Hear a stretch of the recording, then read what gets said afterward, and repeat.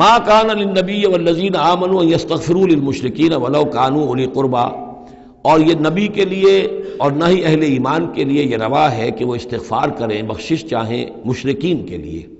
خواہ وہ ان کے قرابت دار ہوں، ولو کانوا اولی قربی من بعد ما تبین لہم، اس کے بعد کہ ان کے لیے یہ بات واضح ہو چکی ہو انہم اصحاب الجحیم، کہ وہ لوگ جہنمی ہیں۔ وما کان استغفار ابراہیم لابیہ الا عن موعدۃ وعدہا ایاہ، اور نہیں تھا استغفار کرنا ابراہیم کا اپنے والد کے حق میں مگر ایک وعدے کی بنیاد پر کہ جو انہوں نے اس سے کیا تھا جب گھر سے نکالا ہے باپ نے، یہ ہم سورہ مریم میں پڑھیں گے، تو اس وقت وعدہ کر کے نکلے تھے ساستغفر لک ربی انہ کان بی حفیہ، وہ وعدہ نبھاتے رہے، اور وہ نبھاتے اس لیے رہے کہ امید تھی کہ جب تک وہ زندہ تھا باپ کہ شاید اللہ تعالیٰ اس کو ہدایت دے دے اور یہ ایمان پر آ جائے، لیکن جب اس کی موت واقع ہو گئی تو انہوں نے استغفار بند کر دیا، اس لیے کہ اب ثابت ہو گیا کہ وہ در حقیقت کفر کے اوپر اڑا رہا، اور موت جب واقع ہو گئی تو اب تو توبہ کا دروازہ بند ہو چکا۔ فلما تبین لہ انہ عدو للہ، اور جب ان پر یہ بات روشن ہو گئی، واضح ہو گئی کہ وہ تو اللہ کا دشمن ہے، تبرأ منہ، تو ان سے تبری کیا اور ان سے اعلان بیزاری کر دیا۔ ان ابراہیم لأواہ حلیم، یقیناً ابراہیم تو بہت نرم دل تھے اور بہت ہی حلیم الطبع تھے۔ وما کان اللہ لیضل قوما بعد اذ ھداھم، اور یہ اللہ کی شان نہیں ہے، اللہ کا یہ طریقہ نہیں ہے کہ وہ کسی قوم کو گمراہ کر دے اس کے بعد کہ انہیں ہدایت دی ہو، حتی یبین لہم ما یتقون، جب تک کہ واضح نہ کر دے جس چیز سے بچنا چاہیے۔ یعنی جب تک یہ آیت قرآن میں نہیں اتری تھی، اگر کسی مسلمان نے اپنے کسی مشرک باپ یا ماں کے لیے دعا کی ہے تو اللہ نے اس کے لیے معافی کا اعلان کر دیا کہ چونکہ اس بات سے ابھی تک تمہیں آگاہ نہیں کیا گیا تھا کہ اہل ایمان کے لیے روا نہیں ہے کہ مشرکین کے لیے استغفار کریں، تو جب تک یہ حکم نہیں آ گیا تھا جو بھی اگر کسی نے کیا ہے تو اللہ تعالیٰ اس پر کوئی باس پرس نہیں کرے گا۔ ما کان اللہ لیضل قوما بعد اذ ھداھم حتی یبین لہم ما یتقون، جب تک کہ واضح نہ کر دیا جائے کہ ان چیزوں سے آپ کو بچنا ہے۔ ان اللہ بکل شیء علیم، یقیناً اللہ تعالیٰ ہر شے کا جاننے والا ہے۔ ان اللہ لہ ملک السماوات والارض، یقیناً اللہ ہی کے لیے ہے آسمانوں اور زمین کی بادشاہی، یحیی و یمیت، وہی زندہ رکھتا ہے، وہی موت وارد کرتا ہے۔ ما لکم من دون اللہ من ولی ولا نصیر، اور تمہارے لیے کوئی نہیں ہے، کوئی نہ حمایتی اور نہ کوئی مددگار اللہ کے سوا۔ لقد تاب اللہ علی النبی والمہاجرین والانصار، اللہ تعالیٰ مہربان ہوا، شفقت فرمائی اللہ تعالیٰ نے اپنے نبی پر بھی صلی اللہ علیہ وسلم، والمہاجرین اور مہاجرین پر، والانصار اور ان انصار پر، الذین اتبعوہ فی ساعۃ العسرۃ، جنہوں نے ان کا ساتھ دیا، ان کی پیروی کی، ان کا اتباع کیا بڑی مشکل وقت میں۔ یہ اسرہ جو ہے اس کو کہا جاتا ہے تبوک کو جیش الاسرہ، بہت ہی تنگی تھی، راشن کی بہت کمی تھی، بھوک کا معاملہ، قحط کا معاملہ، بہت سخت آزمائش تھی جو اللہ تعالیٰ نے اس وقت مسلمانوں کی ہے، لیکن جن لوگوں نے ساتھ دیا، ثابت قدم رہے، ان کے لیے اب یہ کہ اللہ تعالیٰ کی طرف سے اعلان عام ہو رہا ہے۔ لقد تاب اللہ علی النبی والمہاجرین والانصار الذین اتبعوہ فی ساعۃ العسرۃ من بعد ما کاد یزیغ قلوب فریق منہم، اس کے بعد کہ ان میں سے ایک گروہ کے دل میں کچھ کجی آنے بھی لگی تھی، پر بنائے طبع بشری کہیں نہ کہیں کچھ نہ کچھ کمزوری، جیسے کہ غزوہ احد میں بھی بنو حارثہ اور بنو سلمہ کے بارے میں عارضی طور پر تھوڑی سی کمزوری آ گئی تھی۔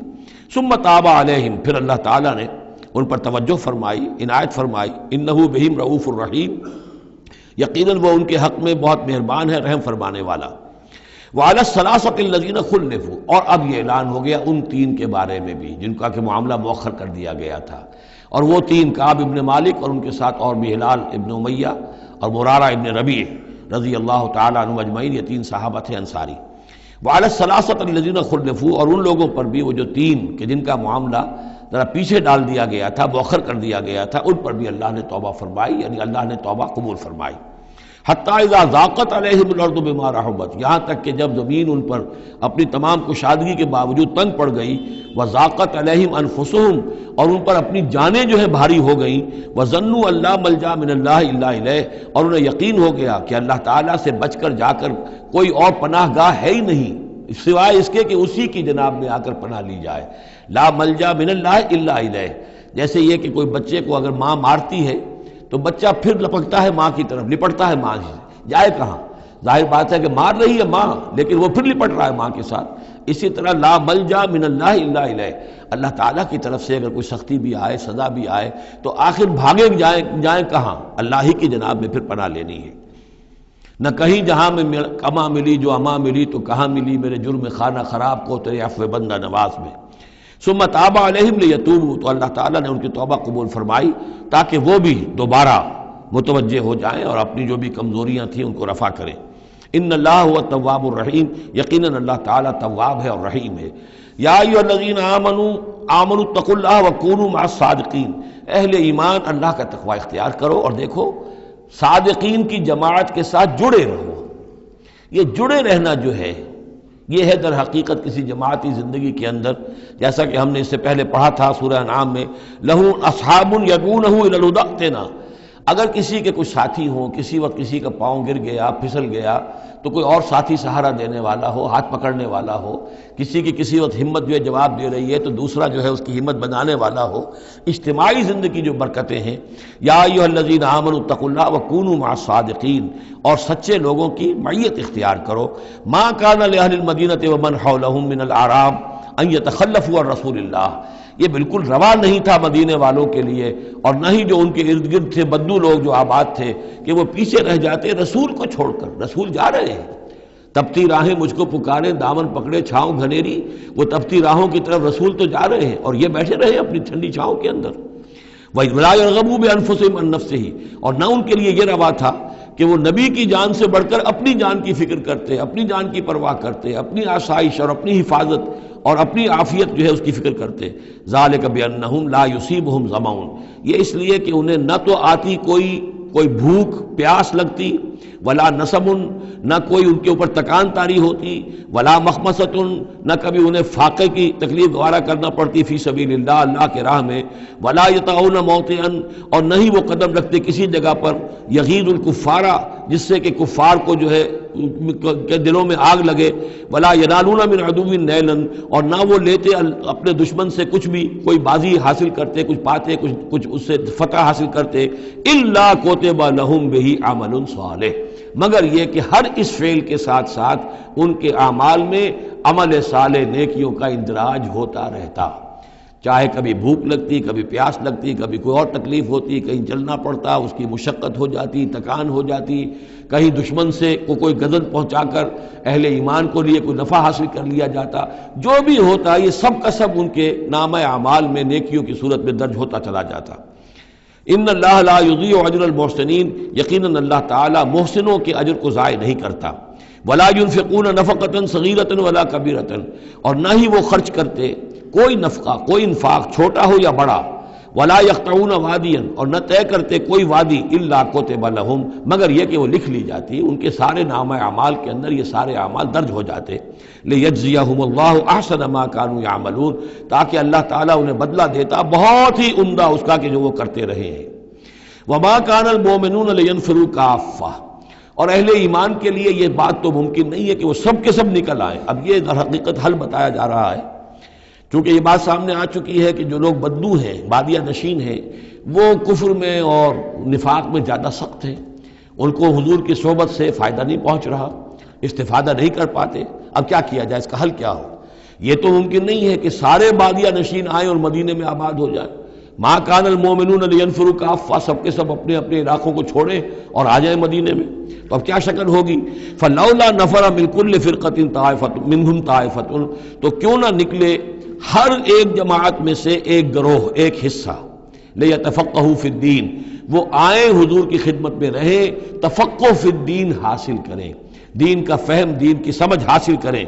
وَلَيُنذِرُوا قَوْمَهُمْ إِذَا رَجَعُوا إِلَيْهِمْ، اور پھر جب جائیں اپنی قوم کی طرف واپس تو اپنی قوم کو بھی خبردار کریں، لَعَلَّهُمْ يَحْذَرُونَ، تاکہ وہ بھی بچیں۔ یعنی یہ ایک ہدایت کر دی گئی کہ اب تمام لوگ جو ہیں اس طریقے سے نظام بنایا جائے کہ لوگ آیا کریں گروہ در گروہ، اور یہاں مدینے میں حضور کے پاس قیام کریں، ان کی تربیت ہو، تعلیم ہو، ان کو سمجھایا جائے، سکھایا جائے، پڑھایا جائے، پھر وہ جائیں اور اپنے اپنے علاقوں میں جا کے لوگوں کے اندر اسی تعلیم کو عام کریں۔ یا ایھا الذین آمنوا قاتلوا الذین یلونکم من الکفار، اہل ایمان جنگ کرو ان کافروں سے جو تمہارے ساتھ ملحق ہیں۔ اصل میں یہ چونکہ اب حضور صلی اللہ علیہ وسلم کی جو دعوت کا بین الاقوامی یا عالمی یا آفاقی دور ہے اس کا آغاز ہو چکا ہے، اب اس کو بڑھنا ہے، تو یہاں حکم دیا جا رہا ہے اب جو دارالاسلام کی سرحد یہاں ہے تو جو کافر یہاں بستے ہیں ان سے قتال کرو۔ پھر وہ سند آگے چلی جائے گی تو اگلوں کے ساتھ قتال کرو۔ یہ قتال جاری رہنا ہے تاں آ کے پوری دنیا پر اللہ کا دین غالب ہو جائے۔ جیسے کہ وہ قتال جاری رہا قاتلوہم حتی لا تکون فتنۃ ویکون الدین کلہ للہ، جیسے جزیرہ نما عرب کی حد تک قتال کے جاری رکھنے کا حکم تھا کہ جب تک جزیرہ نما عرب سے کفر اور شرک کا خاتمہ نہیں ہو جاتا اور اللہ کا دین وہاں غالب نہیں ہو جاتا یہ جنگ جاری رہے گی۔ اب معاملہ یہ ہے کہ حضور صرف عرب کے لیے نہیں بھیجے گئے تھے بلکہ پوری دنیا کے لیے، لہذا اب اس کے لیے یہ اعلان عام ہے، چارٹر ہے، اسی پر عمل کرتے ہوئے فوجیں نکلی ہیں۔ ورنہ جیسا کہ میں نے کئی مرتبہ عرض کیا ہے، ایرانیوں نے تو کہا بھی تھا کہ ہمارے اوپر کیوں تم چڑھ کر آ گئے ہو، یہ اللہ کا حکم ہے۔ یا ایھا الذین آمنوا قاتلوا الذین یلونکم من الکفار ولیجدوا فیکم غلظہ، اور چاہیے کہ وہ تمہارے اندر سختی محسوس کریں، نرمی نہ پائیں، سختی محسوس کریں۔ وَاعْلَمُوا أَنَّ اللَّهَ مَعَ الْمُتَّقِينَ، اور جان لو کہ اللہ تعالیٰ متقیوں کے ساتھ ہے۔ وَإِذَا مَا أُنزِلَتْ سُورَةٌ فَمِنْهُم مَّن يَقُولُ أَيُّكُمْ زَادَتْهُ هَٰذِهِ ایمانا، اور جب کوئی صورت نازل ہوتی ہے تو وہ کہتے ہیں آپس میں، پھر منافقین کا تذکرہ ہو رہا ہے، بھائی کس کے ایمان میں اضافہ ہو گیا اس صورت سے، استہزاء کے انداز میں، کیونکہ یہ بات کہی گئی ہے جب وہ آیات سنتے ہیں اللہ کی تو ان کے ایمان میں اضافہ ہوتا ہے، تو اب وہ تبصر کرتے تھے۔ وَإِذَا نَزَلَتْ سُورَةٌ أُنزِلَتْ سُورَةٌ، جب کوئی صورت نازل کی جاتی ہے، فَمِنْهُمْ، تو ان میں سے وہ لوگ بھی ہیں جو کہتے ہیں مَن یقول أَيُّكُمْ زَادَتْهُ هَٰذِهِ ایمانا، اس صورت کے آنے سے تم میں سے کس کس کے ایمان میں اضافہ ہو گیا۔ فَأَمَّا الَّذِينَ آمَنُوا فَزَادَتْهُمْ ایمانا، تو واقعتاً جو ایمان والے ہیں ان کے ایمان میں یقیناً اضافہ ہوا ہے۔ وَهُمْ يَسْتَبْشِرُونَ، اور وہ خوش ہوتے ہیں، خوشیاں مناتے ہیں، اللہ نے مزید آیات اتاری ہیں، اللہ نے ہمارے ایمان کو اور جلا بخشی ہے۔ وَأَمَّا الَّذِينَ فِي قُلُوبِهِم مَرَضٌ، رہ گئے وہ لوگ کہ جن کے دلوں میں روگ ہے، فَزَادَتْهُمْ رِجْسًا إِلَىٰ رِجْسِهِمْ، تو ان کے جو گندگی پہلے سے ہے ان آیات کے نزول کے بعد بھی ان کی گندگی ہی میں اضافہ ہوتا ہے۔ وَمَاتُوا وَهُمْ كَافِرُونَ، اور وہ مرتے ہیں اسی حال میں کہ وہ کافر ہوتے ہیں۔ اولا يرون انہم یفتنون فی کل عام مرۃ او مرتین، کیا یہ منافق دیکھتے نہیں ہیں کہ ہر سال ان کو آزمایا جا رہا ہے، ایک بار یا دو بار، کوئی نہ کوئی مرحلہ آ جاتا ہے ہر سال، کوئی قتال کا مرحلہ آ گیا، کوئی اور آزمائش آ گئی۔ ثم لا يتوبون ولا هم يذكرون، اس کے باوجود نہ یہ توبہ کرتے ہیں اور نہ ہی نصیحت اخذ کرتے ہیں۔ وَإِذَا مَا أُنزِلَتْ سُورَةٌ نَظَرَ بَعْضُهُمْ إِلَىٰ بَعْضٍ، اور جب کوئی صورت نئی اترتی ہے جس میں قتال کا ذکر بھی ہو جائے تو پھر وہ ایک دوسرے کو دیکھتے ہیں، نظر بعضهم الى بعض، کنکھیوں سے، آنکھوں میں اشارے کرتے ہیں، هل يراكم من احد، تمہیں کوئی دیکھ تو نہیں رہا؟ ثم انصرفوا، پھر وہ وہاں سے کھسک جاتے ہیں۔ صرف اللہ قلوبہم، اصل میں اللہ تعالیٰ نے ان کے دلوں کو پھیر دیا ہے، بأنہم قوم لا یفقہون، اس لیے کہ ان کے دل تفقہ سے خالی ہیں۔ اب یہ جو دو آیتیں ہیں یہ قرآن مجید کی عظیم ترین آیات میں سے ہیں۔ لقد جاءکم رسول من انفسکم، لوگوں دیکھو آ گیا ہے تمہارے پاس ہمارا رسول صلی اللہ علیہ وسلم، تم ہی میں سے ہے، انسان ہے، بنی نوع بشر میں سے ہے۔ عزیز علیہ ما عنتم، اور مسلمانوں جو تم پر کوئی بات مشکل کی ہوتی ہے وہ ان پر بھی بڑی بھاری گزرتی ہے۔ حریص علیکم، تمہارے حق میں بہت حریص ہیں، سارے خیر، ساری خوبیاں، ساری بھلائیاں اللہ تمہیں دے دے۔ بالمؤمنین رؤوف الرحیم، اور اہل ایمان کے حق میں وہ شفیق بھی ہیں، رحیم ہیں، مہربان ہیں۔ فَإِن تَوَلَّوْا، پھر بھی اگر وہ منہ پھیر لیں، فَقُلْ، تو اے نبی کہہ دیجئے، حسبی اللہ، میرے لیے اللہ کافی ہے، لا الہ الا ہو، اس کے سوا کوئی معبود نہیں، علیہ توکل، تو میں نے اس پر توکل کیا ہے، وہو رب العرش العظیم، اور وہ بہت بڑے عرش کا رب ہے، وہ عرش جو اس کا ہمارے تصور کے اندر آ ہی نہیں سکتا، رب العرش العظیم، بڑے عرش والا مالک ہے۔ بارک اللہ لی ولکم فی القرآن العظیم ونفعنی وإیاکم بالآیات والذکر الحکیم۔